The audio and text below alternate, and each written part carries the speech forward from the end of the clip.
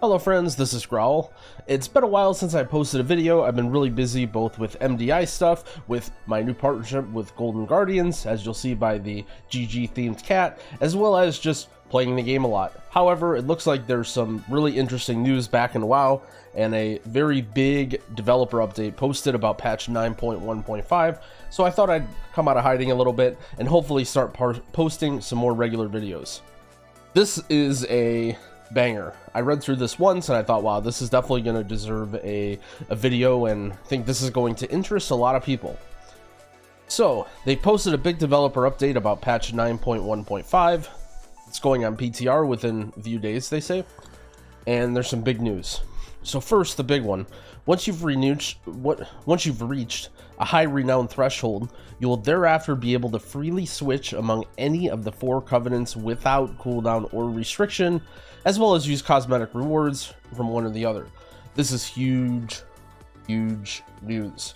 So in many situations, you wanted to play another covenant, whether you wanted to try an off spec, but you're like, well, I don't want to, my covenant isn't good for that off spec. Maybe you came back after a patch and you want to try a different covenant. Maybe you wanted to try Kyrian now with the Kyrian Lego for your Resto Shaman, but you're like, CBA, grinding it up. Maybe you're a Kyrian H-Pal and you saw a lot of people enjoying Venthyr, but you're a little worried you won't be able to heal without your Divine Toll. You're like, yeah, I don't want to change. What if I don't like it? All that goes out the window now. As long as you're keeping your character up to date, you will be able to switch covenants freely, which is really cool. I assume high renown threshold will be reasonably obtainable just by playing the game, but we'll see. Very excited for that. Personally, I think for the most part my classes are the covenants that I want to play them. However, very interesting, like, what is the group finder experience going to be now that, oh, we need Venthyr for Sanguine Depths? Is it just going to be like you have a group for Sanguine and it's like, oh, nobody's Venthyr, who's going to switch? And then you make the healer switch or the rogue switch or something. It's going to be quite interesting. But yeah, really excited for that. Hopefully that opens up some new potential for exploring and revisiting your character, whether it's, I think especially for healers and tanks, but for multi-classers or just people that want to try different covenants. I think this is really big news as well. Next is Conduit energy. Conduits will be freely swappable without restrictions. In my opinion, this is a very silly system. I'll defend some systems. In my opinion, they at least gave it a try with covenants, and I respect what they did, and I understand why they didn't want them swappable. However, Conduit energy just wasn't it.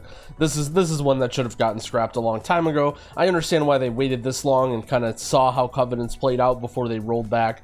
However, with Conduit energy, this should have just been gone like after the first week of the game. It's very clear this was a silly system. I'm interested to hear what they have to say about it in the comments. When playing alternate characters, if you have already completed a given covenant campaign on a different character, you will be able to immediately earn renown in the 3rd soulbind without having to play the story campaign.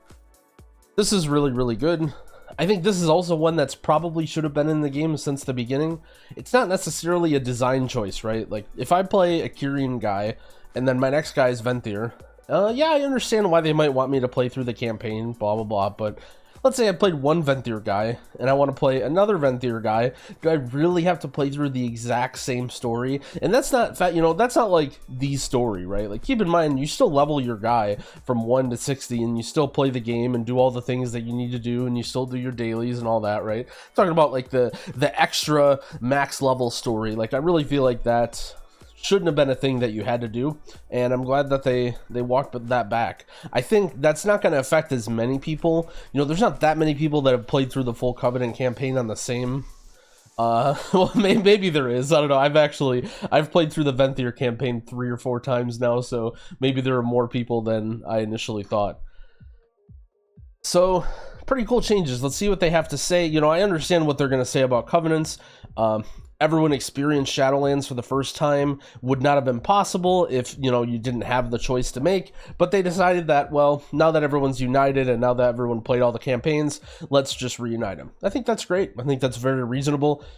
I'll be honest, a lot of us saw this coming from the beginning when, you know, the whole pull the ripcord meme, you know, that when he said we have a ripcord to pull, that does not mean that they're going to walk back a change and do it in the middle of the patch. It means that, well, later on in the expansion, you're going to have more room.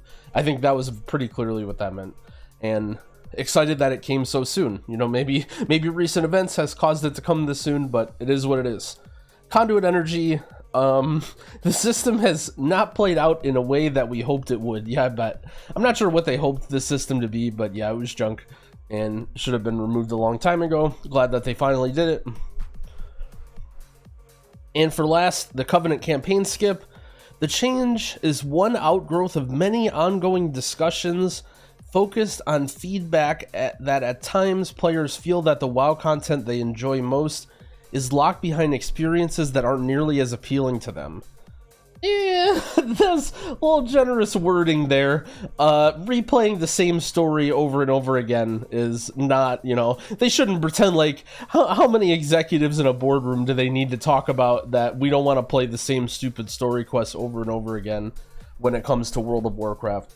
You know, I think talking about other games where there's much more of a narrative aspect to it, but WoW has evolved into so much more of like a fast-paced action sort of game that when you have these like mandatory narrative situations, even if they're much less intrusive than some other games, you know, you don't have to, it's not like you have to play through 100 hours of story quests or whatever. At the same time, that's not why you're playing WoW, right? You're playing WoW for the dungeons, for the raids, for the PvP, for the, you know, whatever it is that you're playing it for. You're not doing it for the forced story arc. And if you are playing it for the story arc, well, that story's there if you want it, right?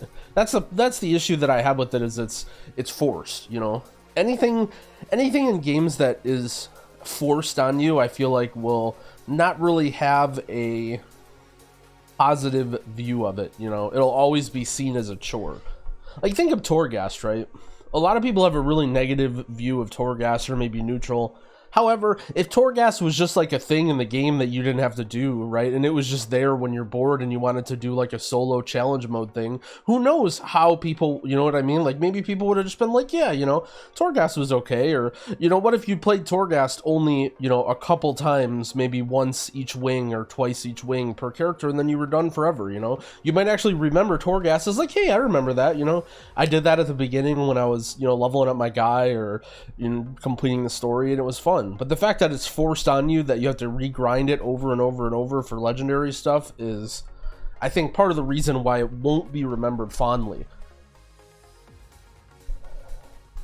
As 9.15 progresses, we hope to roll out several changes aimed at more flexibility. I hope so. That's exciting. And if you're new to WoW, or maybe you're just like me and you get hit in the head with a bat every now and then and you forget everything, this is generally the way that they do the game, at least from what I've seen. They roll out changes. The systems or the patches have a little bit of limited flexibility and kind of force you to work for it and jump through hoops, which is maybe even fair, right? Because we're talking about an MMO here after all. And then as the systems kind of get wore down, maybe we're a year into the expansion or so, they start to loosen the reins a little bit and kind of let people play around. And then towards the end of the expansion, things get really wacky. You know, we had corruption with Battle for Azeroth, and we had, you know, double legendaries and Legion and all that stuff, right? And I think we're going to start to get, you know, now we're getting into the loosen the reins phase of Shadowlands, and then pretty soon we're going to get into the wild, you know, weird, whatever they do. And then we get a new expansion and we lose all that, and then we feel bad again. One last thing though before I go, actually there's two things.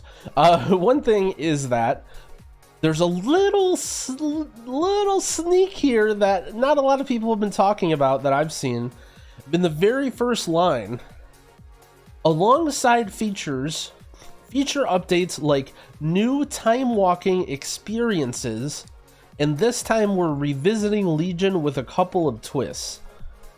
Maybe I have a real, I'm taking a big hit of the copium with this right now, but maybe we're getting more old Mythic Plus dungeons added to the rotation. I really hope that's what this means. I understand that it wouldn't necessarily fit into the lore. I understand that it might be a little bit of extra work to go through and kind of prune the old dungeons and figure out how they're going to work.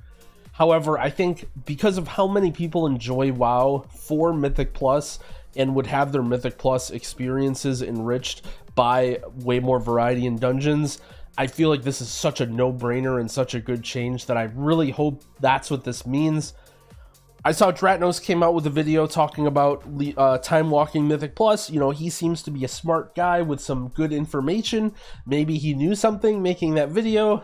Hey, we can only hope.